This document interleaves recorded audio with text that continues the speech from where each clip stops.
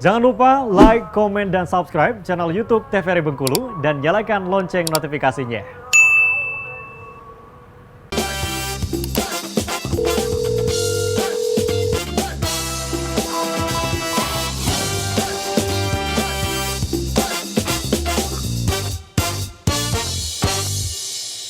Halo pemirsa TVRI Bengkulu, apa kabar? Semoga selalu dalam keadaan sehat dan tetap semangat menjalankan aktivitas seperti pada biasanya. Senang sekali pemirsa, saya Halda Amelia kembali menjumpai Anda dan akan menemani Anda dalam 1 jam ke depan di Dokter Kito bersama Kito Sehat.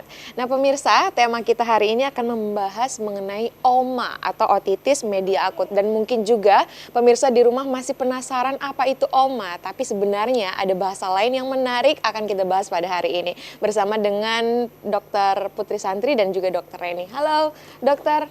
Hai. Apa kabar? Baik. Baik ya, sehat ya? Masih puasa? Masih. Masih ya, semangat ya dokter ya. Semangat. Oke, selanjutnya juga ada Dokter Reni. Halo dokter. Halo Mbak Helda. Apa kabar? Alhamdulillah baik. Baik, sehat ya. Masih lanjut puasa ya. Masih kita harus tetap semangat walaupun berpuasa. Nah, hari ini kita membahas mengenai OMA nih dokter. Tadi juga waktu pas saya baca ini kalau otitis media akut saya jarang dengar gitu. Ini apa sih sebenarnya kalau dari dokternya? Oke. Kalau dalam istilah medis kan kita kenalnya itu OMA ya dok ya, otitis media akut. Tapi kalau secara awamnya itu biasanya kita sering dengar nggak kata-kata conge gitu kan. Di KBBI juga masih tetap KBBI conge pun ya? juga tetap conge, makanya kan orang-orang sering bilang congean gitu kan. Nah itu istilahnya untuk menjabarkan OMA ini sendiri ya cukup masyarakat ketahui itu adalah conge gitu kan.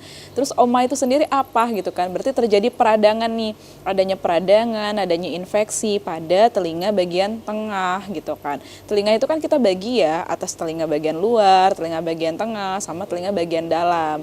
Nah jadi mulai dari telinga luar itu apa aja sih nih, ada daun telinga, kemudian ada liangnya, kalau kita udah masuk ke tengah ada apa, di sana ada gendang timpaninya, kemudian ada tulang-tulang pendengaran, sampai ke area mastoid nanti ya dok ya.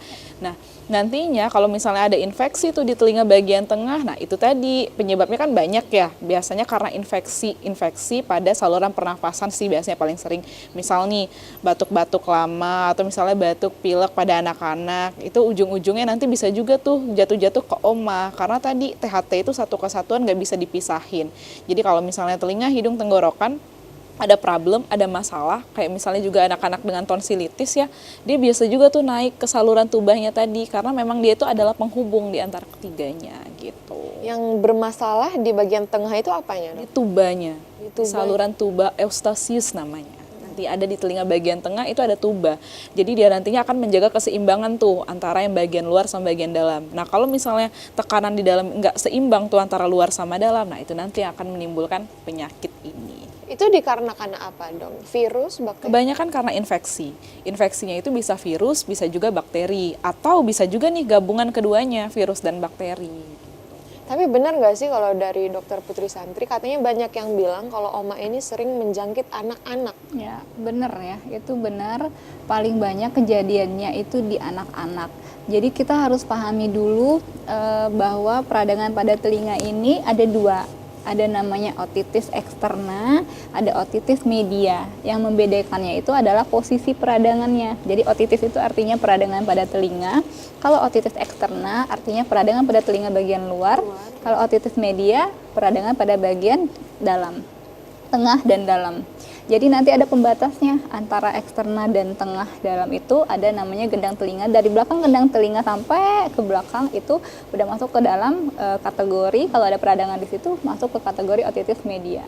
Nah, kenapa pada anak-anak? Jadi tadi ya dokter ini sebutkan ada yang namanya saluran atau tuba, namanya tuba eustachii, itu menghubungkan telinga, rongga hidung, belakang rongga hidung, dan tenggorokan. Nah, dia ada saluran penghubung. Jadi kalau ada infeksi bakteri misalnya di tenggorokannya, anak-anak kan sering ya batuk pilek, kemudian ada kalau bahasa awamnya itu ada amandel, terus ya ada alergi juga misalnya di hidungnya. Nah, kalau misalnya ada infeksi bakteri atau virus di situ, bakteri tadi atau virus tadi kan dia bisa berada di sekitarnya.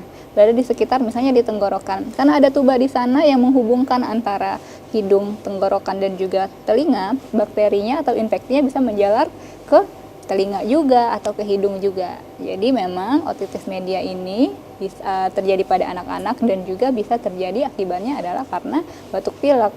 Tuh. Karena anak-anak ini masih rentan atau Iya, bagaimana? masih rentan dan juga secara imunitas juga tidak sesempurna orang dewasa. Jadi memang rentan terkena penyakit infeksi.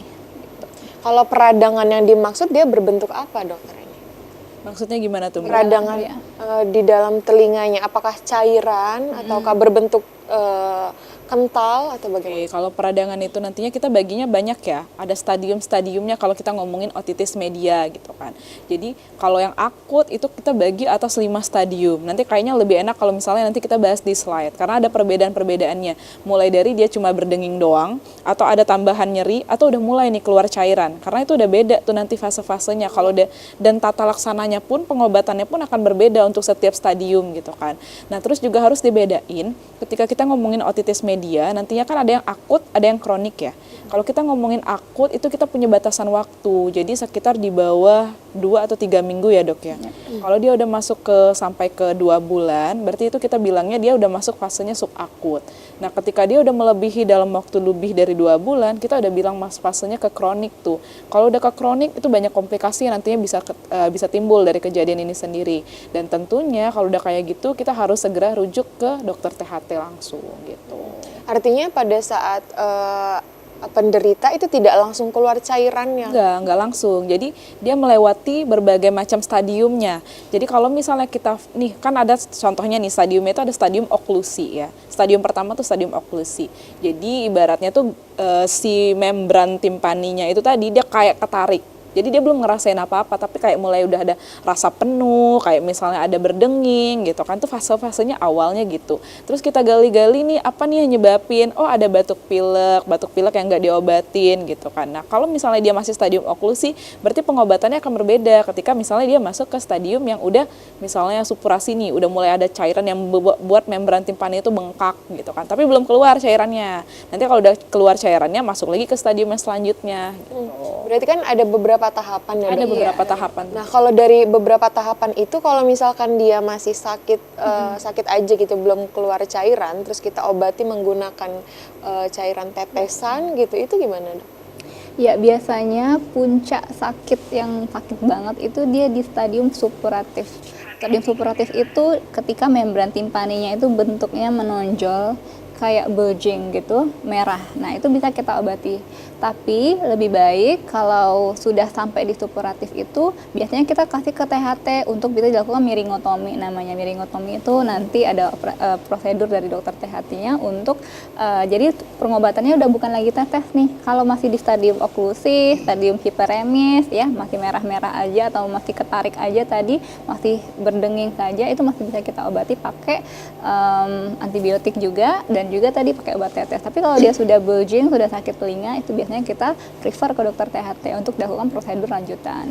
Semakin menarik ya, kita akan ke slide, tapi harus jeda terlebih dahulu. Pemirsa jangan kemana-mana, tetap saksikan Dokter Kita bersama Kita Sehat.